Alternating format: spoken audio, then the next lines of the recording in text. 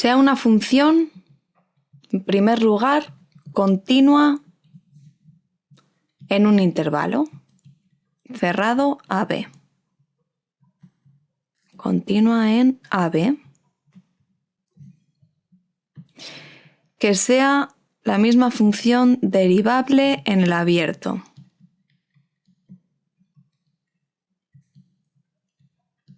Derivable en el intervalo abierto AB. Y por último, que f en los extremos, que f de A y f de B sean iguales. Entonces, si tenemos una función que cumple estas tres condiciones, el teorema de Rolle nos dice que existe un punto C perteneciente al intervalo abierto AB, tal que f' de C es igual a 0.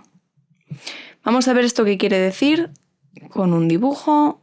Igual que siempre, nos dibujamos los ejes y sea una función continua. Por ejemplo, esta función de aquí.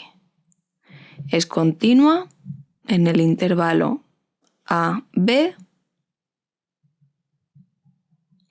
Es una función derivable. En este caso vemos que es derivable perfectamente porque no tiene picos. Y f de A es igual a f de B, que también lo cumple. F de A es igual a f de B. Luego nos dice el teorema de Rolle que existe un punto C tal que f' de C es igual a 0. Esta condición de aquí lo que quiere decir es que la derivada es igual a 0. La derivada, acordaos que era la pendiente. Luego, la pendiente de un punto va a ser paralela al eje X, que eso quiere decir que tenga derivada igual a 0. Paralela. Este va a ser mi punto C, que va a ser en este caso un máximo. Es decir, que vamos a tener un máximo o un mínimo. Esto es lo que quiere decir gráficamente el teorema de Rolle. Vamos a ver un ejemplo. Dice estudiar si esta función, 1 más el valor absoluto de x, satisface las hipótesis del teorema de Rolle en el intervalo -1, 1. En vez de empezar porque si f es continua o no, vamos a empezar siempre en Rolle por la tercera condición, ya que es la más fácil y ya si no la satisface, pues no satisface el teorema de Rolle. Luego vamos a empezar por la tercera condición, que es que f en los extremos tiene que ser igual. Entonces hago f de -1.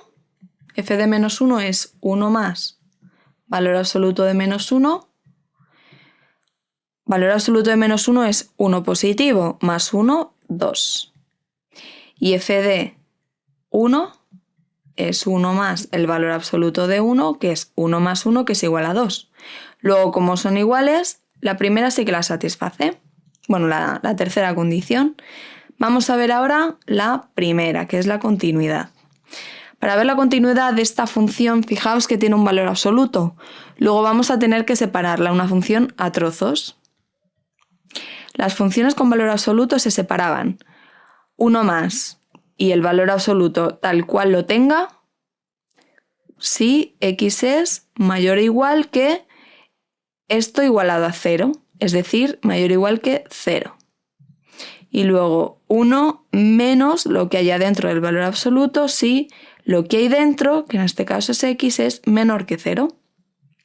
En este caso es muy fácil, pero si dentro del valor absoluto tenéis una función, incluso un polinomio de segundo grado, una fracción, lo que sea, lo ponéis tal cual, quitando el valor absoluto, y luego el trozo de la función donde me sirve es para mayor o igual que 0.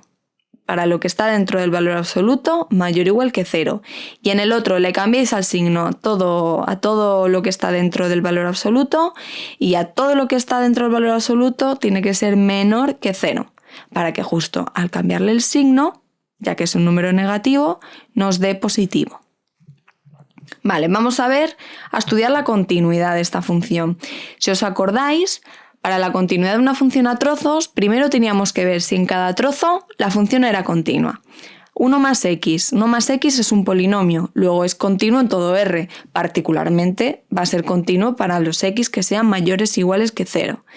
De la misma forma, 1 menos x también es un polinomio, luego es continuo en todo R y particularmente va a ser continuo para aquellas x que sean menor que 0. Ahora vamos a ver qué pasa cuando x es igual a 0. Vamos a estudiar la continuidad. La continuidad se hacía con los límites laterales. Entonces veíamos qué pasaba cuando x tendía a 0 por la izquierda, que estamos aquí, en este segundo trozo de la función. Entonces sustituimos, hacemos el límite, que es 1 menos 0, 1. Y hacemos el límite por la derecha, cuando x tiende a 0 por la derecha. Y ahora estamos en esta función de aquí, en este trozo, 1 más x. Hacemos el límite, 1 más 0, 1. Luego, como son iguales, f es continua en todo R y particularmente en el intervalo que nos dan -1, 1. Vamos a ver por último si f es derivable, la condición 2 del teorema. Para ver si es derivable, lo que hacíamos era, nos calculábamos la derivada y vemos si esa derivada era continua o no. Hacemos como el estudio, igual que la continuidad. Luego nos hacemos la derivada. Ya sabéis, una función a trozos, derivamos cada trozo. Derivada de 1 más x es 0 más 1, es decir, 1, si x es mayor que 0.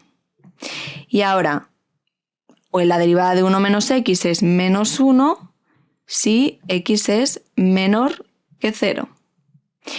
Aquí estáis viendo que en 0 no van a coincidir. Cuando hagamos los límites laterales, cuando tiende a 0 por la izquierda y a 0 por la derecha, no van a coincidir. Luego no va a ser derivable. Lo voy a poner para que lo tengáis. El límite, cuando x tiende a 0 por la izquierda de la función derivada, estamos en menos 1, que esto es menos 1, que va a ser distinto al límite cuando x tiende a 0 por la derecha de la función que estamos en el trozo f es igual a 1, que es 1. Luego, f no es derivable en x igual a 0. En el resto sí que es derivable porque son funciones constantes, no lo he dicho antes, pero también son derivables porque es continua, la función derivada es continua aquí y es continua aquí. Luego f es derivable.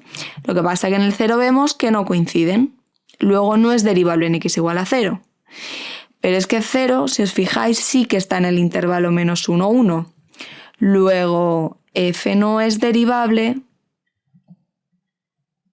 en el intervalo menos 1,